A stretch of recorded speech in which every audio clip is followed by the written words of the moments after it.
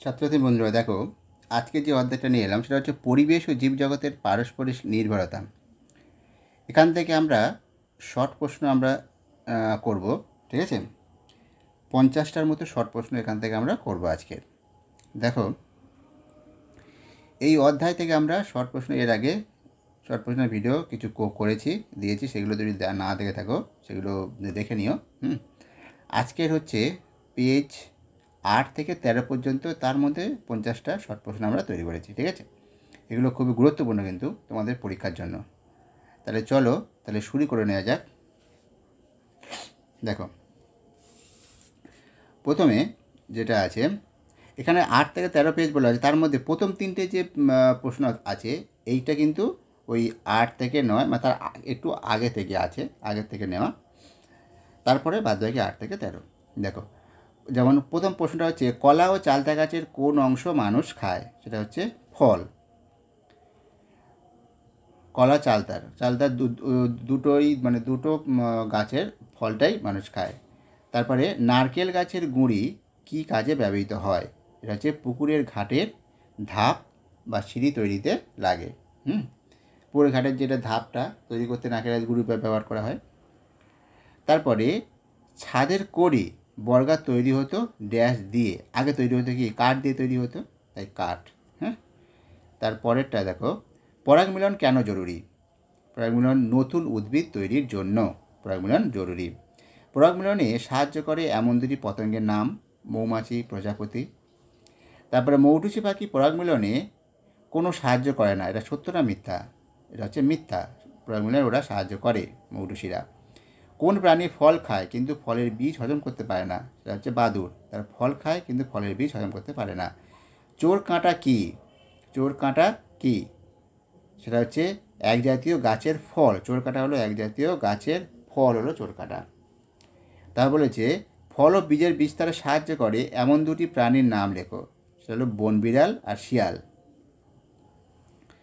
তারপরে কি আছে যে অ্যাজোলা কি? অ্যাজোলা হচ্ছে লালচে সবুজ রঙের এক ধরনের পানা, হলো অ্যাজোলা। তা বলেছি যে অ্যাজোলা পাতার মধ্যে এক ধরনের ছত্রাক থাকে, এটা সত্য না মিথ্যা? এটা হচ্ছে মিথ্যা। ছত্রাক নয়, থাকে কি? ব্যাকটেরিয়া। 12 প্রশ্ন দেখো, অ্যাজোলার পাতার মধ্যে যে ব্যাকটেরিয়া থাকে তা বাতাসের কোন গ্যাসকে বেঁধে ফেলতে পারে? সেটা হচ্ছে নাইট্রোজেন। অ্যাজোলাও তার পাতার মধ্যে থাকা ব্যাকটেরিয়ার মধ্যে কী রকম সম্পর্ক থাকে? অ্যাজোলাও তার পাতার মধ্যে থাকা ব্যাকটেরিয়া, তার মধ্যে কীরকম সম্পর্ক? মিথজীবী সম্পর্ক। মিথজীবী সম্পর্ককে বলে ড্যাশ, বলে মিথজীবিতা। তারপরে জাপ পোকারা গাছের ড্যাশ রস শোষণ করে। কী রস শোষণ করে? দেখো, শর্করা সমৃদ্ধ রস শোষণ করে। জাপ পোকারা যে বর্জ্য ত্যাগ করে তার নাম কি? তার নাম হচ্ছে হানি ডিউ। হানি ডিউ।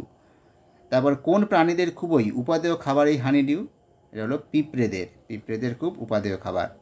শালিক গন্ডারের চামড়ার ড্যাশ খেয়ে গন্ডারকে স্বস্তি দেয়। শালিক কী খায়? এঁটুলিগুলো খায়। এঁটুলিগুলো, চামড়ার এঁটুলিগুলো খেয়ে গন্ডারকে স্বস্তি দেয়। তারপরে সন্ন্যাসী কাঁকড়া কোন প্রাণীকে পিঠে করে বয়ে নিয়ে বেড়ায়? সাগর কুসুম, এদেরকে পিঠে করে বয়ে নিয়ে বেড়ায়। তারপর সাগর কুসুম কিসের সাহায্যে সন্ন্যাসী কাঁকড়াকে রক্ষা করে? তার বিষাক্ত কোষযুক্ত টেন্টাকলের সাহায্যে রক্ষা করে। সাগর কুসুমের শত্রু একটি মাছের নাম লেখো। শত্রু মাছ হচ্ছে বাটারফ্লাই মাছ। ঠিক আছে, তারপরেরটা দেখো, যে সাগর কুসুমের শত্রু মাছকে কে তাড়িয়ে দেয়? তাড়িয়ে দেয় হচ্ছে ক্লাউন মাছ। সাগর কুসুমের শত্রু মাছকে কে তাড়িয়ে দেয়?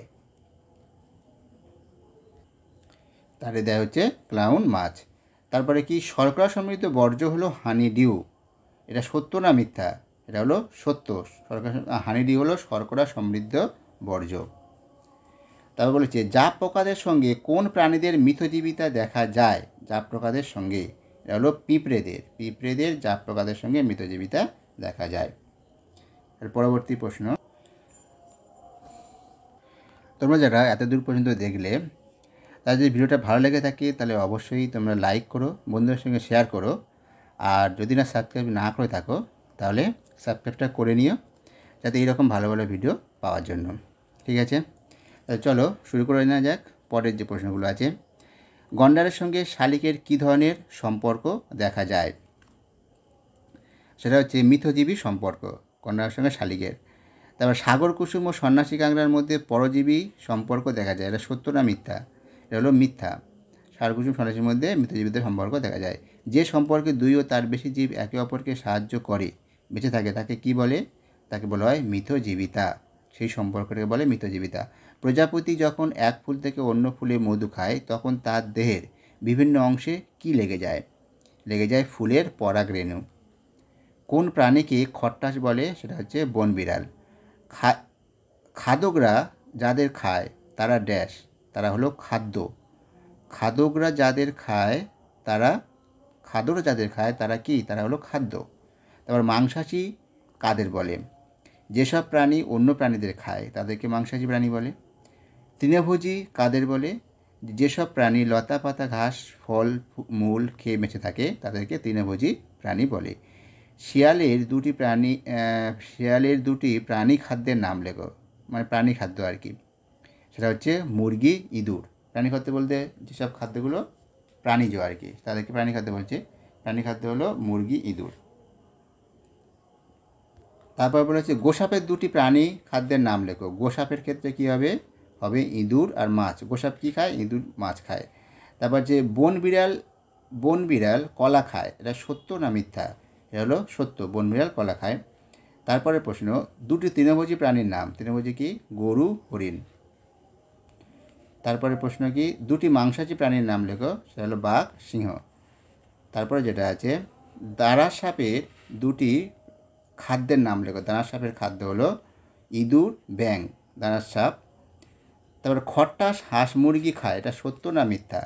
এটা হলো সত্য, খট্টাস হাঁস মুরগি খায়। তারপরে কি বলেছে? যারা অন্য প্রাণীদের ধরে খায় তারা ড্যাশ, তারা হলো খাদক। অন্য প্রাণী ধরে তাদের কী বলা হয়? খাদক বলে। পরবর্তী প্রশ্ন দেখো, যারা পরের উপর নির্ভর করে বেঁচে থাকে তাদের কি বলে? তাদের বলে পরজীবী। দুটি পরজীবী প্রাণীর উদাহরণ দাও। সেটা হলো উকুন, ফিতাকৃমি। তারপরে যক্ষার জীবাণু কোথায় বাসা বাঁধে? বাসা বাঁধে হলো ফুসফুস, হাড় ও নানা অঙ্গে। তারপরে ফিতাকৃমি শরীরে বাসা বাঁধলে কি কি লক্ষণ দেখা দেয়? দুর্বলতা, খিঁচুনি। তারপর ম্যালেরিয়ার জীবাণু শরীরে বাসা বাঁধলে কী কী লক্ষণ দেখা যায়? জ্বর, রক্তাল্পতা, দুর্বলতা। তারপরে আমাশয়ের জীবাণু শরীরে কোথায় বাসা বাঁধে? আমাশয়ের জীবাণু অন্ধ্রে, শুধুমাত্র অন্ধ্রে আমাশয়ের জীবাণুরা বাসা বাঁধে।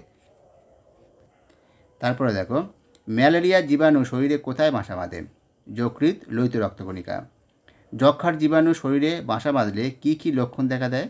সেটা হলো জ্বর, কাশি ও দেহের ওজন কমে যাওয়া। তারপর পাকস্থলী পেশি মস্তিষ্কে বাসা বাঁধে কোন পরজীবী? সেটা হলো ফিতাকৃমি। এরা পাকস্থলীতে পেশি মস্তিষ্কে বাসা বাঁধে। এছাড়া অন্য জায়গায় বাসা বাঁধে, তার মধ্যে এই জায়গায়ও বাসা বাঁধে। সেটা হলো কি? ফিতাকৃমি। তারপরে প্রশ্ন দেখো, সেই যে প্রশ্নটা দেখে না বলেছে পরজীবীরা শুধুমাত্র প্রাণী দিয়ে বাসা বাঁধে, এটা ট্রু না ফলস? TRF দেওয়া আছে, মানে ট্রু না ফলস? এটা হলো পরজীবী শুধুমাত্র প্রাণী দিয়ে, এটা হলো ফলস হবে। কেননা শুধুমাত্র প্রাণী দিয়ে নয়, এরা উদ্ভিদ দিয়েও বাসা বাঁধে, তাহলে এটা হবে ফলস। ঠিক আছে, তাহলে এই 50টা প্রশ্ন নিয়ে আমরা আজকে আলোচনা করলাম। তোমাদের যদি ভালো লাগে থাকে ভিডিওটা তাহলে অবশ্যই লাইক দিও, বন্ধুদের সঙ্গে শেয়ার করো। আর যদি না সাবস্ক্রাইব না করে থাকো তাহলে সাবস্ক্রাইবটা করে নিও এই ধরনের ভিডিও পাওয়ার জন্য। ঠিক আছে, একটা কথা বলি যে এই ভিডিওতে কিন্তু অনেকগুলো প্রশ্ন তোমাদের আসতে পারে পরীক্ষার জন্য, এগুলো কিন্তু ভালো করে পড়ে নিও। ঠিক আছে।